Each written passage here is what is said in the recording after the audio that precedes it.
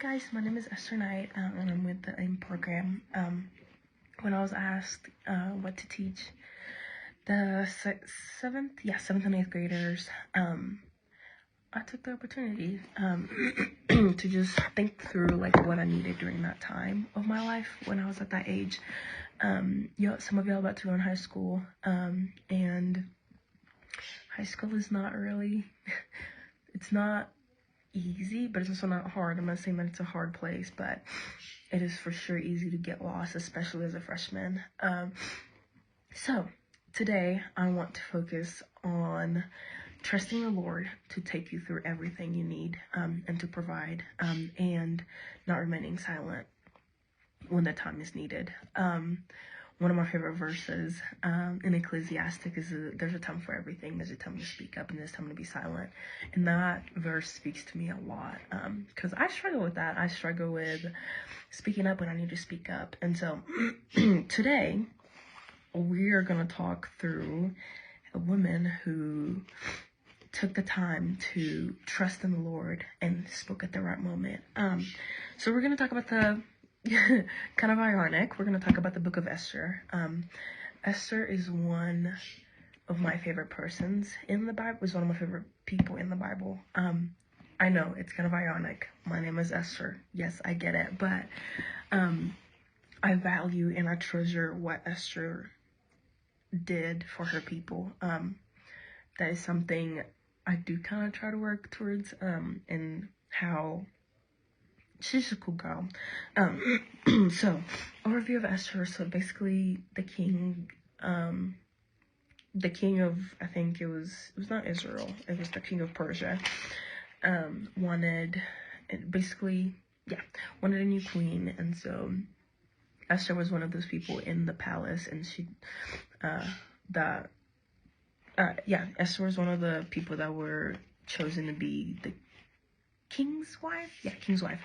And so basically at their big banquet, and they invited a bunch of virgin women to be the king's, person. So basically like a beauty pageant for the king.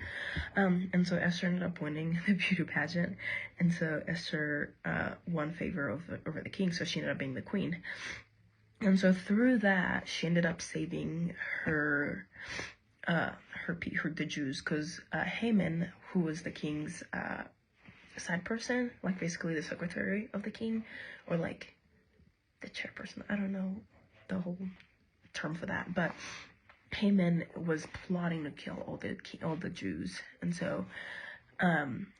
so Mordecai, who's Esther's uncle, found out and basically told Esther. And so so basically they ended up saving the whole Jewish nation. So what I want to focus on is Esther chapter 4, verse 14 through 16. And it goes like this.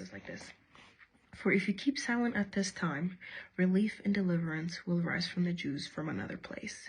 But you and your father's house will perish.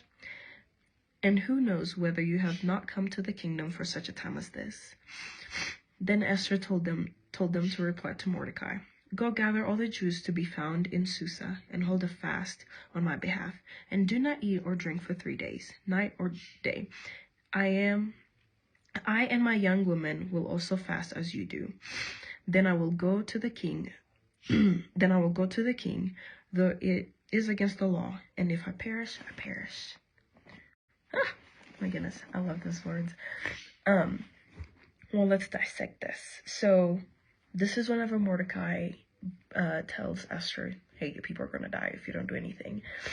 And my favorite part is how Mordecai basically tells Esther how it's going to be. Like, if you keep silent, this is the moment where we need you to speak. And as a 8th grader, I know, or like a 7th grader, you're like the big kid of the school. You know how to get around, and you know how to do a lot of things. But when you get into high school, that is going to be really hard. When I was in high school, I really struggled with speaking up. I remember a moment where this one girl was debating with me about the Bible.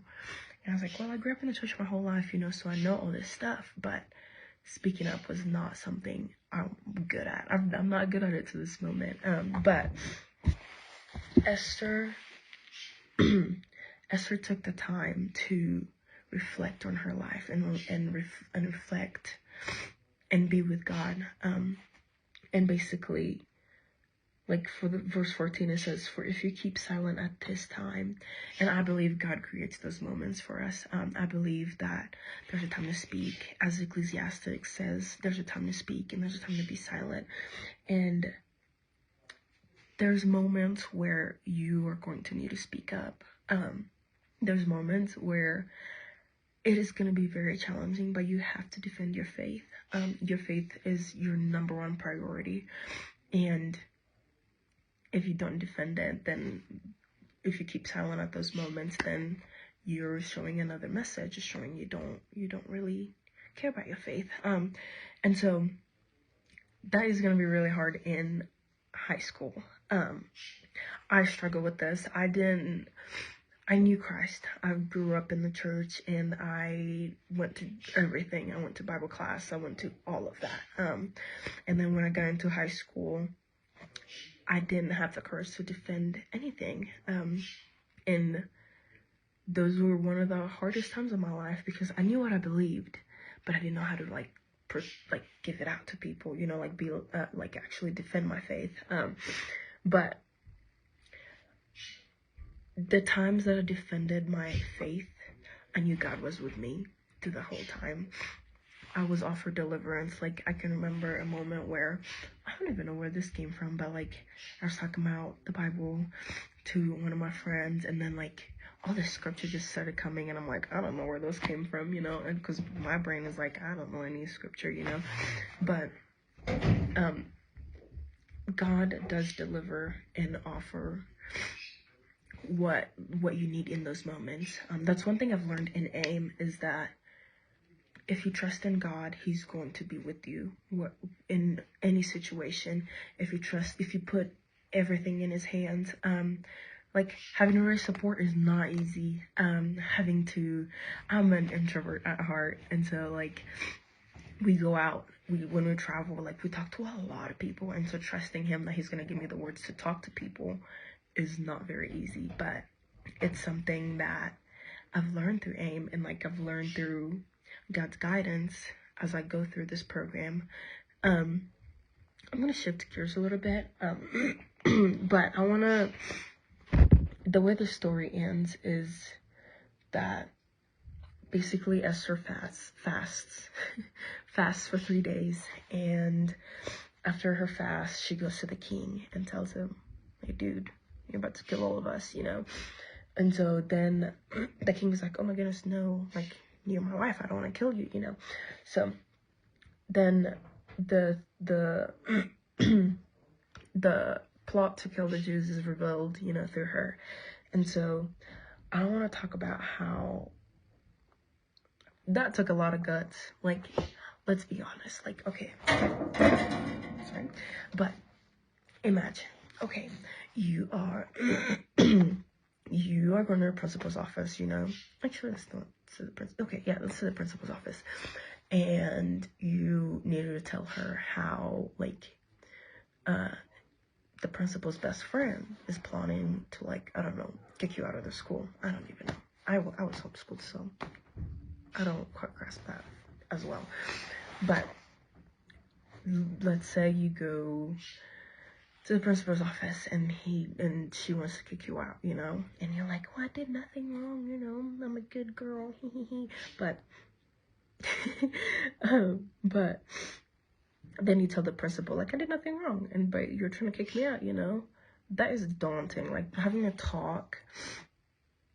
to go to someone who has so much power over you and just telling them what is going on, that is hard. I sometimes, when I need to tell my mom stuff, it is hard. Me and my mom have this relationship where we can call each other out on anything, and I struggle with that. I can't going to her and tell her Mom, this is what's going on, is really hard for me. And like, I struggle with that. But courage, it takes courage to stand up for what you believe in. It takes courage to know the truth and like actually walk in the truth. Walking in the truth is what is going to set you free. And we know that through the Bible. Like, Jesus is the way, the truth, and the light, you know, and we have to walk in him to be set free. One of my favorite things that I love is like how much scripture interweaves itself in everything. I'm gonna read Proverbs 35, and not there. And it says,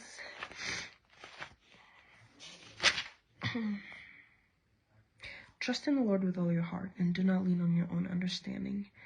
Ooh, okay, I'm gonna read the next verse. In all your ways acknowledge him and he will make your path straight. Especially in going into high school, trust him, surrender everything. One of the hardest things to do as a woman, as a human being, is surrender to Christ, and I struggle with that. And so this verse really helps me know that Jesus has my back. You know, he's gonna help me walk whatever I'm going through. One of the things that I struggle with is for sure surrender, but like with how hard life is sometimes, it just looks like, my goodness, when in the world, like everything is just going wrong, you know. But trusting him, he will absolutely make your path straight.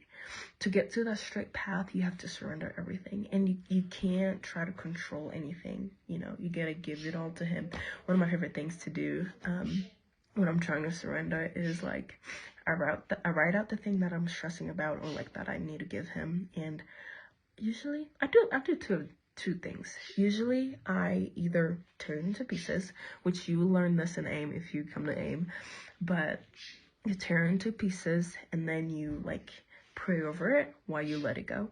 Or I usually write it out and put it in like this little box, and then I'll pray over that box every week, and every day to just surrender it to God and just be like, take it, Lord, it's all yours. I don't want this anymore. So I really struggle with that. And so trust in the Lord, and he's always gonna be there. And he's been here for me my whole life. And now that I look back in my life, I can see his hand in everything. And I've had a pretty rough life, but Lord has delivered me through all of it.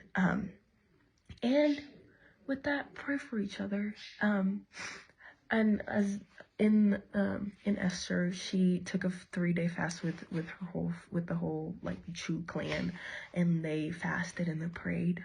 Pray for each other. Somewhere in Hebrews it says like prayer. Oh, I don't know if it's in Hebrew. Probably not in Hebrews, but like a prayer of a righteous person is good. Actually, that sounds like Proverbs. Anyway, but like pray for each other. Take time to pray for that person that is not like you don't like, you know. I have to pray for a lot of those. Trust him, and he's gonna make your path straight.